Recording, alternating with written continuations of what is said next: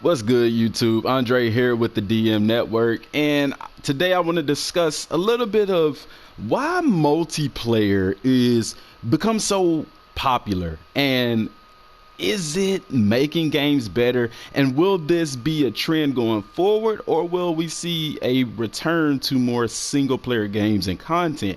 And in the background here, y'all got some Madden 19 gameplay going on, because this is what sparked the idea for me to discuss this, because Madden is a game that was built on the single player aspect. You had the couch head to head before online was popular and things like that, is what built these games into what they are today. However, everybody who plays games like Madden knows that multiplayer has taken over and has left what the game used to be in the past. So now we're left at a fork or a crossroad as to say, do we go with what the new is? Do we go with what the multiplayer, the Madden Ultimate Team stuff, or do we stick to our guns and demand and lobby for that content to be brought back to franchise mode and things of that nature? Because one thing is for sure, that I would say for the past 3-4 years of Madden, franchise mode has been left out to dry, and MUT has been moved to the forefront. They have even added a new currency into MUT now that's called Snow.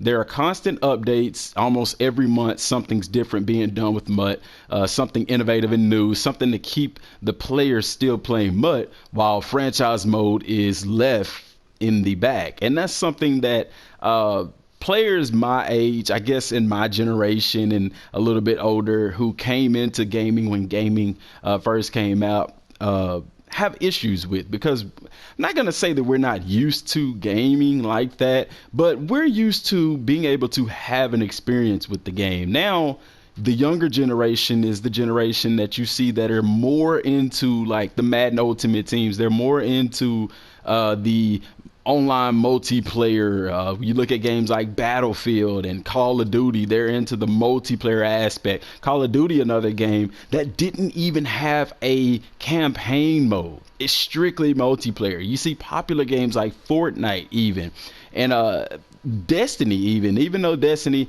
you can play Destiny by yourself, it's a multiplayer game. The Division 2.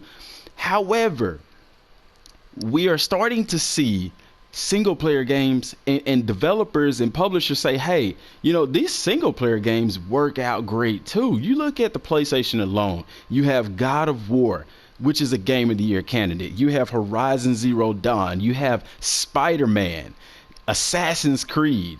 Those games were very prominent this year, last year, and they are amazing. And they're single player games. Even Red Dead Redemption 2, the single player game is phenomenal.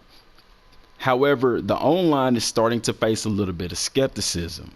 So, do you continue with the trend of things like Madden Ultimate Team, where it's basically an RPG kind of thing where you're upgrading whatever it is that you're playing, whatever sport or game, and you have these loot boxes, or in Madden's case, you have these packs that you open and things like that, trying to find that rare and elusive drop, or trying to upgrade to a top tier player or item in a game or something to that effect. Which, don't get me wrong, it is extremely addicting if you enjoy the game that it's in. You see it on mobile games like with Dragon Ball Dokkan Battle and Dragon Ball Legends and other games. The whole loot box thing, the whole grinding for gear or loot, it, like in Destiny, it can be very addicting. And the reason why is because these people know this. The people that get paid hundreds of thousands of dollars a year to know these things, they know how the human brain works, and they know the psyche of human brain and gamings, and thus they understand that if they can implement this or this into the game, that it's going to make it more addictive. Not tell you, I used to work at GameStop. You would see kids come in all the time, parents coming in all the time for 2K games. They're buying virtual currency. They're buying all of these things for these pack openings and spending all of these points that they never get back. Never get it back. and they spend hundreds of thousands of millions of dollars a year on these things like Madden cards and silver if you're playing Destiny, and even in like Call of Duty games, Battlefield games, spending all of that money for cosmetic upgrades that doesn't even affect the actual gameplay. And it is big business, y'all. It is big business. And I'm a huge fan of Dragon Ball Z. I have even seen the love of my gaming life and Dragon Ball Z be shelled out because it's catered towards the multiplayer.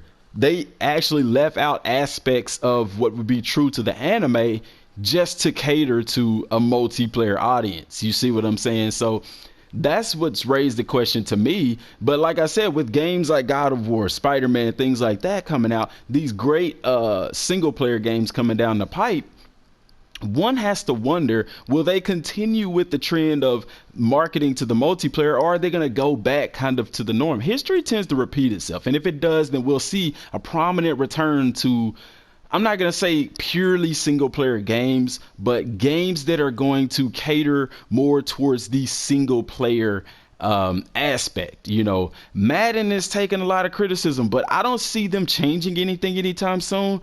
Only because they continue to rake in millions of dollars, not from the sale of the game, not from the download of Madden Overdrive or Madden Mobile, but from the microtransactions that are involved in Madden Ultimate Team and Madden Online. People buying the coins, buying the packs, things like that. They make millions. Matter of fact, interesting fact, the team that used to work on NCAA, well, once they did away with NCAA, and a large reason as to why they didn't bring it back was because that team went to work on Madden Mobile, and they have made more money from Madden Mobile. Yes, a free game. Yeah, microtransactions. They've made more from that than they have selling the NCAA football game. That's a big reason why EA Sports doesn't want to bring back college football right now because, well, they're making more money with a different IP. So that alone, not counting what they make inside of Madden, you know, I think it was I can't remember the publisher. I don't want to say Blizzard. Not Blizzard. I can't remember the publisher, but they made almost $1 billion just off of microtransactions in 1 year. 400 million here and there. I mean, it's nothing for these publishers and developers to make this kind of money from smaller microtransactions. But with microtransactions being a dilemma, it's been the issue, especially with like the Madden Ultimate Team packs, the Call of Duty packs, and things like that. The crate, the loot boxes. They a lot of people have taken it to the courts in a sense to try to say that it's gambling, which it is. But you know, these big time developers, they have all of this money. They get good lawyers to say, hey, it's not gambling because they're not getting money in return. But it actually is gambling when you look at it. You're spending money for a chance to get something that's not completely guaranteed in a sense, you know. And like I said, it plays on that human psyche of, I want to get this item. I have this item in mind, you know. So it is what it is. They're making millions off of it. So we're not going to see this stuff go away overnight. And I don't have an issue with it because as long as it doesn't affect the game, let me say that. But in a game like Madden, which I have playing here, I have issue with it because they're not doing anything for franchise mode players. If I sometimes I wish that I loved Madden Ultimate Team, because then I would be extremely happy with this, but I don't. I want to play. I like story. I like depth. I like immersion. And when you turn on franchise mode, you don't get any of that. You see what I'm saying? And they say, oh, well, we added scheme fits, or we added, scheme fits and things like that to the game. But did they really do that for franchise mode, or did they do it for MUT? You know, it doesn't add a lot of immersion. And like I told you in previous videos, this is something it's been in the game, you know, getting players to fit your scheme. If you go back in older Maddens, you can go back to Madden 18. When you look at free agency, it'll tell you if that player fits your scheme or not. You know, if you have like a power run offense, it'll tell you if that back is a power back. It'll tell you if he's a speed back, elusive back, whatever. Anybody with a football mind knows, hey, this guy doesn't fit my scheme, or this guy fits my scheme. And the players would actually even be attracted to teams that fit their scheme. The only thing that Madden 19 did was bring it out in your face for the player who doesn't understand, in a sense. And they put the little purple puzzle piece to say, hey, this player is a scheme fit. And they call it a new innovative feature. And it's really not. Then they give us a half washed out halftime show, man. I get it. People say, well, be thankful for they did change something. Man, the halftime show is a waste of time. People are still skipping it. When it first came out, you know, it did appear interesting. It was like, okay, this is something different. But once you actually got the game and played it, you thought there was more to it, and there's not. So yet and still, franchise mode doesn't get any innovation. And then they change some of the background stuff that doesn't have anything to do with the actual game and immersion of the game. And yeah, while it's cool at first because it is something different, I mean, within a week, you don't even notice it. You don't even pay attention to it. So adding things like that is not what people want. We want in-game stuff. We want better commentary. We want better halftime shows. We want a better presentation of the game itself. Why are we in 2018 going into 2019 and the sideline people still look unrealistic? The players on the sideline still look like they did back in PlayStation 2 days.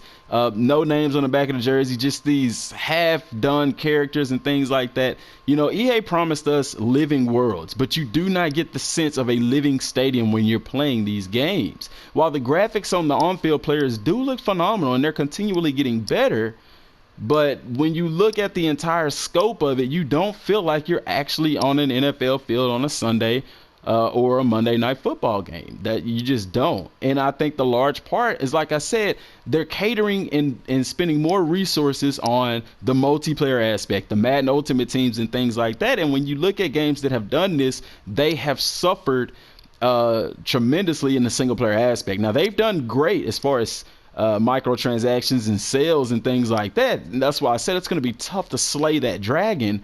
But somebody at these companies are going to have to say, you know what, guys, this isn't right, man. I mean, this model is great. It's fine. Hey, let's bring in some more people to make sure we get that same commitment and passion, that same productivity in our franchise modes and our single player modes and things like that. That would really put the game over the edge. That would really put this game over the top. Because let's be honest, even though Madden is a football game, it competes with other games. People don't understand that. A lot of people don't understand it unless they play other games. People say, well, Madden's the only football game, so why do they hide this? Why do they hide that? Why do they not talk about this? Because they have to compete with other games. They have to compete with the Red Deads, the God of Wars. They have to compete with the Days Gone and the Just Causes and the Mario, Smash Brothers, and they have to compete. Games compete with games. You see what I'm saying? So, and with gaming getting better and better, I mean, the games are getting more and more realistic. They're getting more and more awesome, more and more in depth. EA is going to have to step it up. They are really going to have to step it up if they're going to improve. Normally, like I did a giveaway for 18. I did a giveaway for 19. Guys, I'm going to be real with y'all this year. If 20 doesn't even if they don't announce something innovative and refreshing to the game, I'm not going to do a giveaway. I did a giveaway last year and the two people that got it didn't even like the game, you know, and it's not saying anything bad against them. That's saying something bad against EA and their product.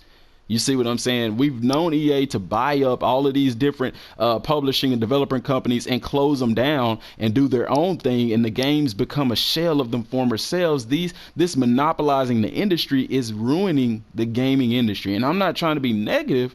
I want to be positive about this because maybe somebody at the top can hear this and say, you know what?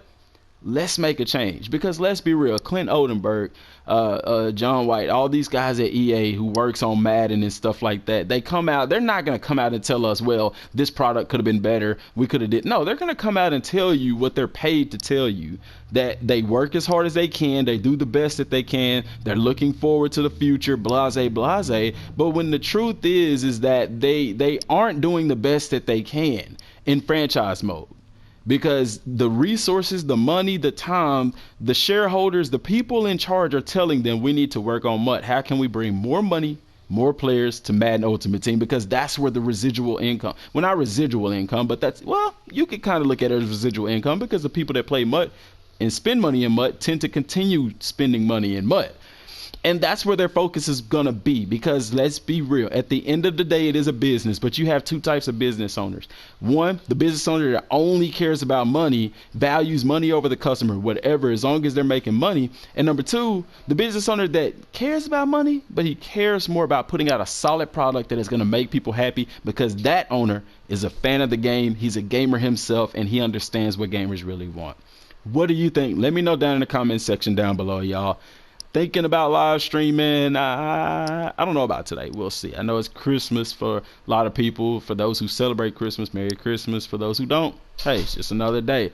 So let me know down in the comment section down below, what do you think? Will Madden, or will gaming period, shift more towards multiplayer, or will it shift more towards single player? Appreciate y'all for watching. Don't forget to subscribe to the channel if you're new. Don't forget to hit that like button if you like the video, or hit the thumbs down if you don't. Till next time, thanks for watching.